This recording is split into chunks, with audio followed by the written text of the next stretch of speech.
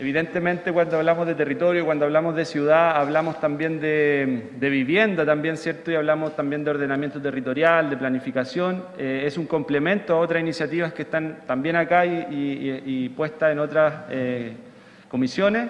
En particular, atendiendo el poco tiempo que hay, un poco de contexto, si consideramos que la segregación es una patología y la ciudad un organismo, queremos ciudades sanas. Nosotros tenemos ciudades segregadas y eso es una realidad. Y eso es un problema y eso es algo que hay que solucionar para mejorar la calidad de vida de todos por igual dentro de nuestras distintas ciudades a lo largo del país. Y eso tiene un origen, que ese origen también está referido a la Constitución, es un problema constitucional. La Constitución del 80 consagra la economía del mercado y el mercado del suelo en este caso, y el Estado subsidiario también. Por lo tanto, todas las políticas urbanísticas desde ahí en adelante se rigieron bajo esos principios de mercado y no con enfoques sociales principalmente. Y eso hizo que lo que todos podemos ver es dentro de una ciudad, sabemos dónde están las poblaciones, ¿cierto? Sabemos de qué manera se habitan esas poblaciones, de manera segregada, aislada, hacinadas también. Eso tiene que ver con la economía de mercado. Por lo tanto, lo que busca esta propuesta es evidentemente cambiar ese estado actual. Ahí hay unos ejemplos claros de cómo se habita en las comunas más pobres y cómo se habita en las comunas más ricas en relación a las áreas verdes, por ejemplo, en relación al vínculo con el medio ambiente también sano o con la contaminación. Ejemplo de lo que ya estamos hablando. Y la propuesta de articulado, para ir bien rápido, toda persona tiene el derecho a habitar y participar del territorio en que se encuentra,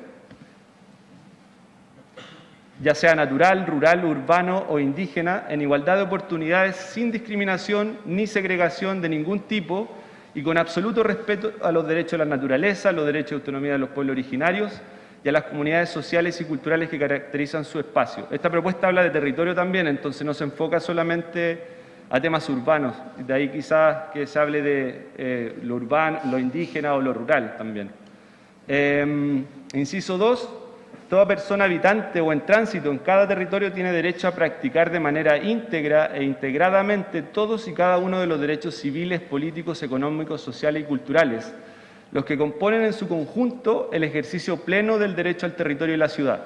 Consagrar el derecho al territorio, el derecho a la ciudad o el derecho al hábitat, que también podríamos llamarle así, significa también consagrar otro tipo de derechos. Por ejemplo, salud, educación, evidentemente tiene que ver con cómo habitamos la ciudad, cómo tenemos la cercanía de los servicios y cómo nos conectamos y nos vinculamos para el acceso a esos servicios. Entonces, estamos hablando de algo importante porque se relaciona directamente con otros derechos civiles y derechos fundamentales también. Voy a terminar de leer el artículo 2, el inciso primero. Respecto al territorio y la ciudad, el Estado y sus entidades territoriales deben garantizar la producción y reproducción de la vida en atención al bien común, al ejercicio pleno de los derechos humanos, etcétera. ¿Qué es lo que busca este artículo?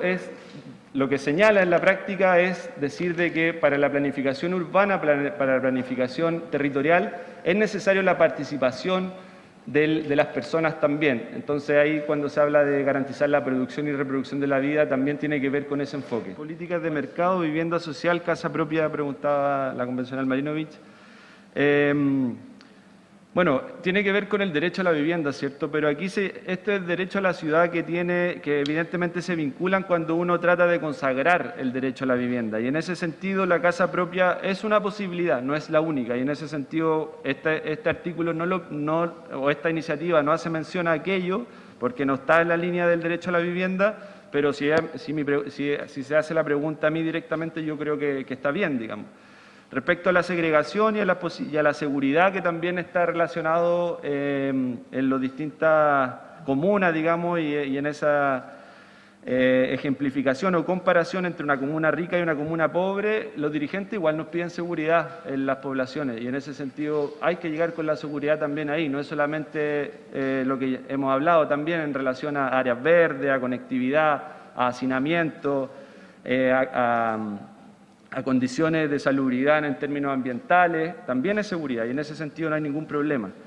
Sobre el tema del Estatuto de la Ciudad, bueno, la ciudad, y aquí trato de responderle a Natalia y a Alfredo, En el caso de la ruralidad, ¿cierto? La ruralidad se entiende la ciudad como una zona en donde hay mayor densidad poblacional, y eso es evidente. Y eso entrega características específicas en relación a resolver problemáticas específicas que en la ruralidad existen, pero existen de otra forma. Entonces, yo diría que no estamos como hablando de estatutos de la ruralidad porque estamos avanzando en ruralidad con otro tipo de iniciativas. En el caso del Estatuto de la Ciudad, la idea es que se generen unas condicionantes legales de manera participativa para resolver problemáticas que tienen que ser evidentemente buscadas y encontradas de manera participativa, como lo que plantea el artículo, que es el rol social y ecológico del suelo, que quede establecido dentro del Estatuto de la Ciudad, por ejemplo, la planificación urbana, evidentemente que también eso es clave, y los demás elementos que ahí aparecen. Se establece y se plantea como un artículo en particular por hacer participar dentro de ese estatuto a las comunidades, pero es en base como a lo que ahí también plantea en el artículo 3, Natalia. Respecto al banco de suelos que planteaba Matías, bueno, es evidente que para comenzar a cambiar estas ciudades segregadas que tenemos, incluso en ciudades pequeñas, ni siquiera en ciudades altamente densificadas, sino que en ciudades pequeñas también, que tienen más que ver con el valor del suelo que con el espacio y con la densidad poblacional. Se tiene que avanzar, el Estado tiene que hacerse de un banco de suelos para ir generando esta integración urbana que es clave dentro de nuestra vida en sociedad, ¿cierto? Si nosotros queremos avanzar de manera social, de manera integradora, evidentemente que tiene que el Estado tener un rol mucho más activo dentro de la ciudad para generar integración social, y en ese sentido el banco de suelo es importantísimo, es relevante, es un mecanismo como para acceder a aquello. Producción y reproducción del hábitat, Damaris. Cuando hay hoy día la respuesta a las problemáticas urbanas y las problemáticas de vivienda están siempre resueltas desde el Estado, y desde el Estado subsidiario también, que externaliza las soluciones, pero no es la única forma. Y en ese sentido lo que se busca con la producción y reproducción del hábitat es hacer partícipe a las comunidades para que también ellos ejerzan entre comillas, su derecho, pero que resuelvan sus problemas de habitar de una manera comunitaria. ¿De qué estamos hablando? Que los vecinos puedan, por ejemplo, construir sus viviendas, o construir sus áreas verdes, o construir sus edificaciones comunitarias también como una sede, en el fondo entregarle también esas capacidades, esas potestades a los vecinos de cualquier lugar, digamos, para que participen dentro de la ejecución también de los proyectos de infraestructura urbana y comunitaria dentro de sus comunidades. Eso es.